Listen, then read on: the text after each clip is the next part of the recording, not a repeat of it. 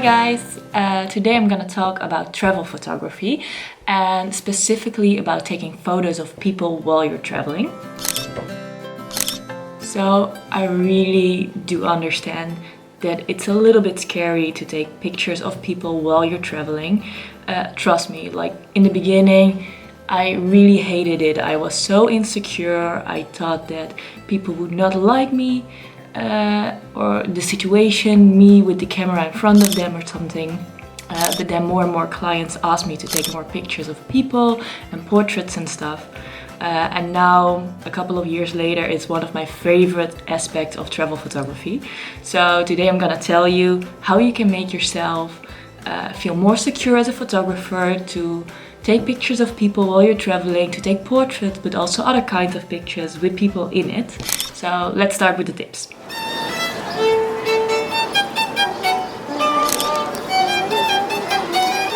First tip that I have for you is put some effort in the picture. I can give a good example about a guy that I was chasing all over town in Wrocław in Poland. This guy is named the lamplighter of Wrocław.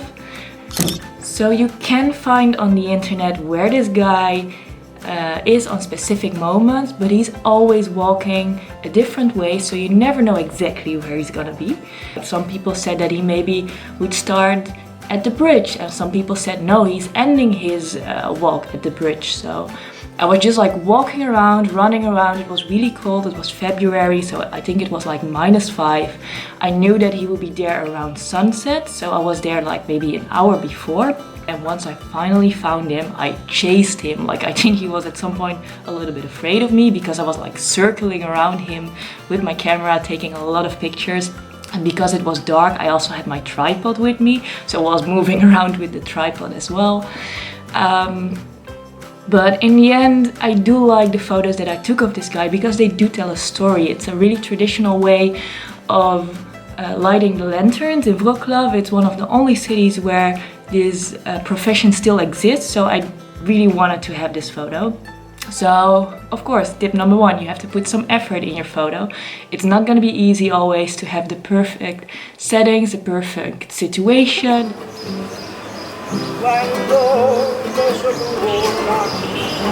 Tip number 2 is also a really important one. Interact with people. How would you feel if someone would come to you with a really big camera, would take a bunch of pictures and then just go, like, without saying anything?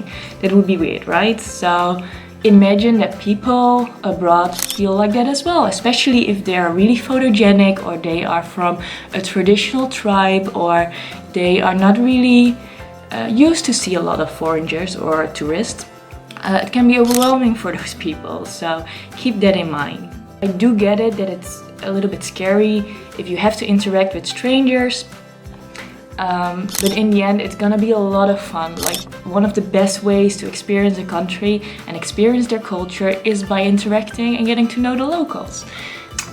So a couple of tips that I have by interacting with people is, first of all, learn a little bit of the local language. Learn how to say thank you, how are you, this looks good, or something in the local language, because they would really appreciate it. And it's really important to interact with people. Even just like winking or smiling or something can really make up somebody's day, and will be the difference between you can take a picture of me or you cannot take a picture of me.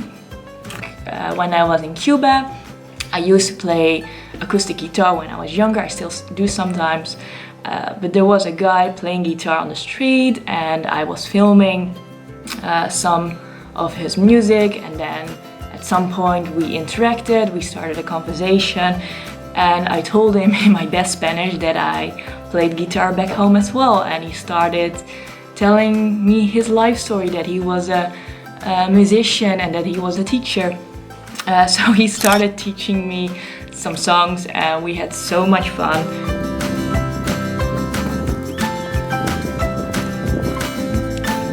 And the next tip is smile a lot and have fun. I already said it a couple of times, but do try to have a good time, like not only for yourself but also for the person that you want to take a photo of. Because if you have a good time, it's really hard for them to not have a good time. you will really see the difference between somebody that does not want to be photographed and someone that has a good time and wants to be in this picture. A good example is Mohammed that I met in the southern part of Egypt in Aswan. He was a little bit afraid of my camera. He was my guide for a couple of days. And along the days, he saw how I was interacting with other people as well. And he had more and more fun, like helping me with getting the picture that I want and to help interacting with other locals as well. And in the end, I took a picture of him and he was so happy in this picture. And I was so happy because if I would have taken this photo the first day, the first moment that we would have met, the picture would not be good. But this photo actually was. He had a lot of fun, he had a good time, he really liked the pictures that I took of him. And he said like, I'm not afraid of you and your camera anymore. Then on to the next tip, and that's show them the result. A lot of people have never seen a camera or they don't know what you are doing with the camera. So if you show them the results, I don't think I ever experienced somebody that didn't like my pictures.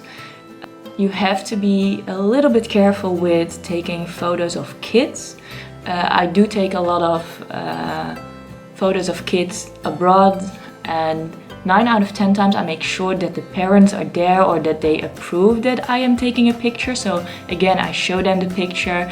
I either ask them if I'm allowed to take a picture, even if you just do like, hey, is it okay for me to take a picture? They're almost always happy, especially if they can see afterwards what you were doing.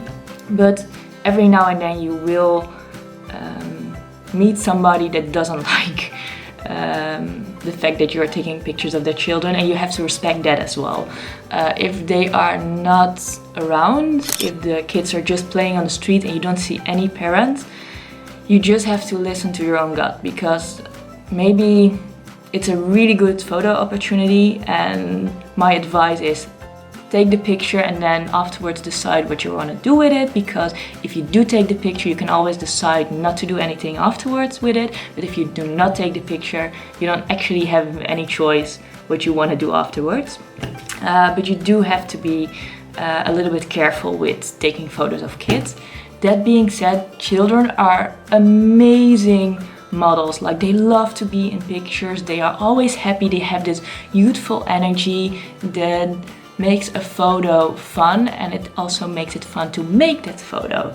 So if you're a little bit insecure about taking photos of people, practice with kids, because they are a great opportunity to learn and to practice. Then my next tip, I think I already mentioned it before, but make people feel good, and one way how you can do that, and that is giving them compliments. Of course, you do have to mean it. If you're gonna tell to someone that they have a beautiful smile, well, that guy doesn't have any teeth, for example, you don't really mean it probably, but tell them what you like about them. Like, if they are making music, tell them that you like their music. If they are on a market, tell them that they make beautiful art or beautiful souvenirs. Another important thing, if you are not taking portraits, is just pretend that you're taking photos of something else, and then in a couple of seconds they will do the thing or the activity that they were doing before they were noticing you and your camera. And that's the moment that I want to take my pictures.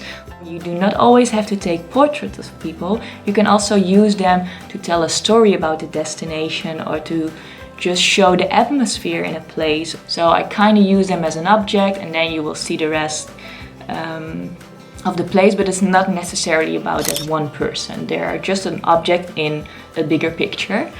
Or I would use them, like I would take a photo from behind, so it's kind of like their perspective. That being said, I hope you like this video and that the tips are useful for you. I hope you're really enthusiastic to go and take a lot of pictures of people on your next travel. If you do have more tips, put them here below in the comments, and I see you in the next video. Ciao!